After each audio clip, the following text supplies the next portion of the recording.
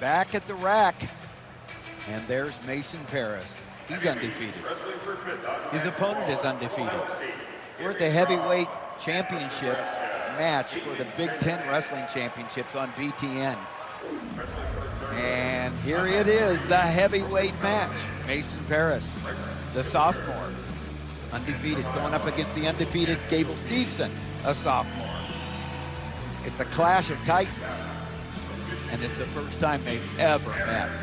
Well, it could be the rivalry of the future. Certainly in this weight class, it could be with the age of these two fellas here, both as sophomores, and with the way that they both progressed. Of course, Gable, shot onto the scene last season and top-rated guy. And Parris, with the improvement that you've talked about so frequently. Mason Parris all the way to the finals, a shutout over Game Trent Hilger, and Gable Steveson beating the number 3 seed, perhaps the third best wrestler in the nation, 9-4. So it's number 1, number 2. Here we go. Yeah, I look at that bracket, Tim, and I see Tony Cassiope and I see Trent Hilger. Those are two really good heavyweights, all right? But these two here have separated themselves with their action. Rough action. Yeah, you were referring to what I said about Mason Parris. He's transitioned to be a big-time wrestler from an athlete. He went to the Olympic Training Center last summer. He had great workout partners, and it was his first full year as a wrestler because it's well documented. He's a 3-time sport guy, 3-time state champion or linebacker, and he is using some linebacker moves there and gets in on the leg, but nice job of scrambling by Gable. Yeah, you see the athletic ability of both men in that situation. Beautiful little swing single by Parris and answered really well. You see how Steveson was able to go ahead and drag him along a little bit when makes the adjustment, he squares up well. And when Steveson is wrestling well, you never see hardly any weight on the heels. I bet you when he's drilling, he's not putting any wear on his heels at all. So when he's operating, he's got his heels up off the ground with very little weight, and he's attacking just like that. 2 points. Gable Steveson, 4-time state champion out of the Apple Valley, Minnesota. Super. They're both world champions. Both junior world champions. We're off. Both of them have put on size over the last year. Yeah, you mentioned 20 to 25 pounds, both men. Spending the right time. Let's get a fair start here, gentlemen. Bottom of your set. Just maturing. That's the other thing, too. They're both young guys. Steveson was wrestling here in June at the Final X here at Rutgers in June for a chance at the world team, and he lost 4-4 and 3-3 to Quiz, our man. And so Gable Steveson right there, back on the stage at Rutgers here at the rack for a Big Ten championship. And no secret, Gable can go ahead and attack, 3 quadrants of the body. He can go low on both sides, shoots head to the outside shot, and he really works well off a left-handed underhook to go ahead and score points. Mason Parris out of Lawrenceburg High School in Lawrenceburg, Indiana. He was a 3-time state champion.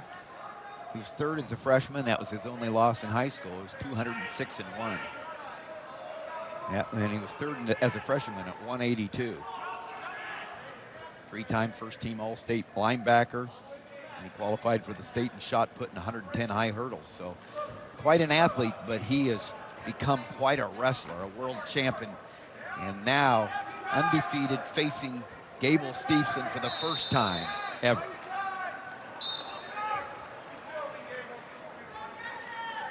Both guys look pretty fresh out there as far as the wear. Nice little slide by drag there. Beautiful finish.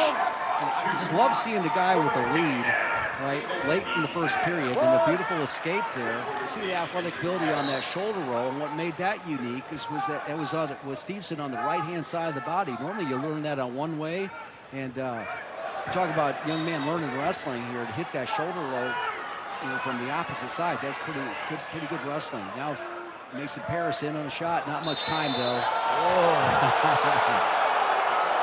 Yeah, going in.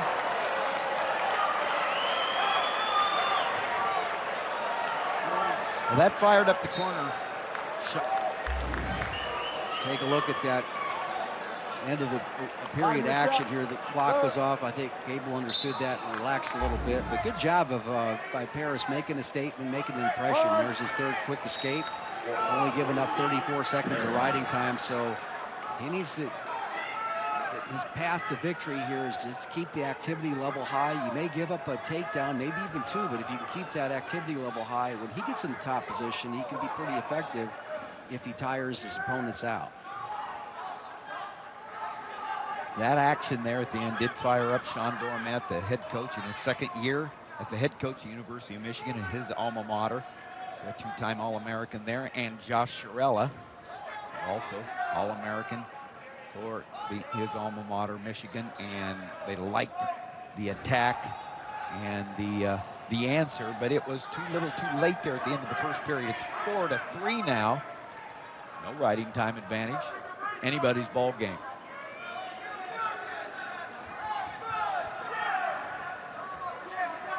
Parris having a hard time getting through that collar tie defense. You see that right at the end there. He had a little shuck right there to get him a little bit of a better angle to clear off to get to the middle of the mat.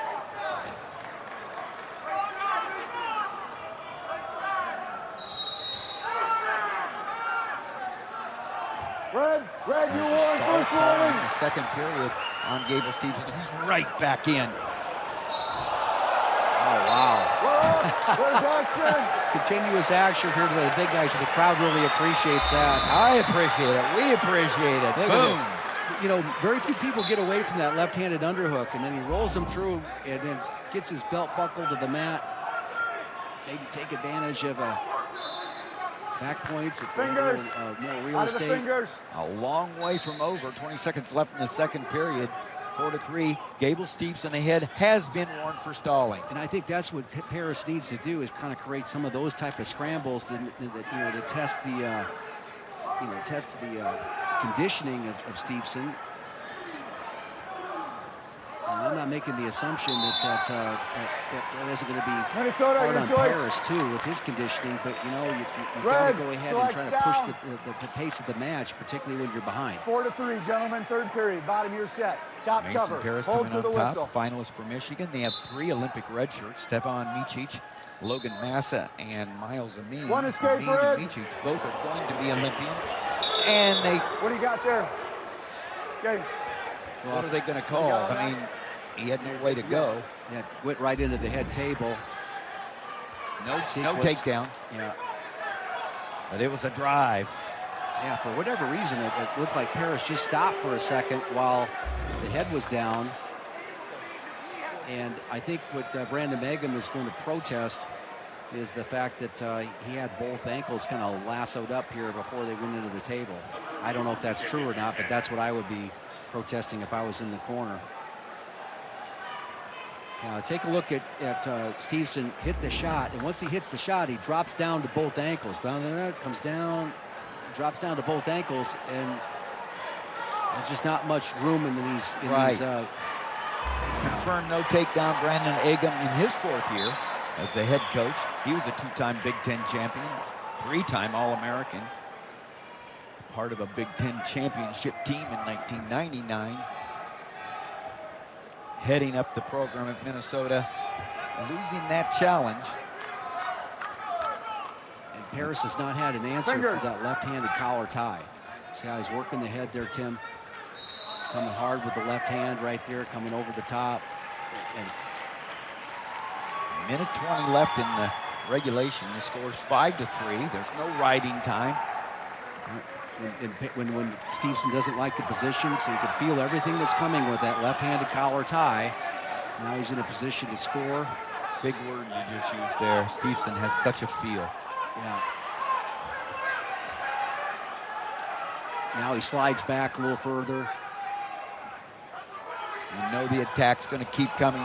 Great change in angle there after the low pick, but he didn't want to put too much work into it. He got an escape and a takedown there. So now Mason Parris in a hole, 7-4. Back to that left arm, forearm. See how he feels everything, comes inside each shot. You know, the athletic ability of Gable Steveson is one thing, right? But again, I use this word a couple different times. We're talking about Mark Hall, the wisdom of how to control a match, you know, in your favor and control ties. He could probably give up the takedown here. He gives up the takedown at 7-6. He lets him go. And he's got 5 seconds. Mason Parris, 5 seconds. And Gable Steveson going to fend him off and win his championship, his first championship after falling short last year. And there's Letitia with the mother of Gable Steveson, excited for her son's championship. And the Gophers get a Big Ten champion. Take a look at this work here by Gable Steveson here with that beautiful double and changing of angles. It keeps it, you know, pivots off his knees really well. Look how he using those shoelaces flat, getting a better angle to go ahead and finish the technique. Let's go to Shane with Gable. All right, Gable, you and Mason did not wrestle the duel in the regular season. What were you most looking forward to? What was the approach against a tough guy like Parris? I love the haters. I love the doubters. I've seen on my timeline people saying I'm ducking. I showed up today, and I show up in 2 weeks. How would you assess the way that you wrestled in that match? I think I wrestled great. Need to pull more triggers. He wrestled excellent also. Hats off to him. You were a runner-up in Pittsburgh last March. You'll be in Minneapolis. Be a lot of Gopher fans there as well. What is the biggest threat you give to the competition? Say it again? What makes you the biggest threat to the rest of the field? I'm dangerous. I'm lethal. I go for the 7, and I proved it today. Gopher Nation, stand up. I love you. Congratulations, Gable Steveson, Big Ten champion for the Gophers.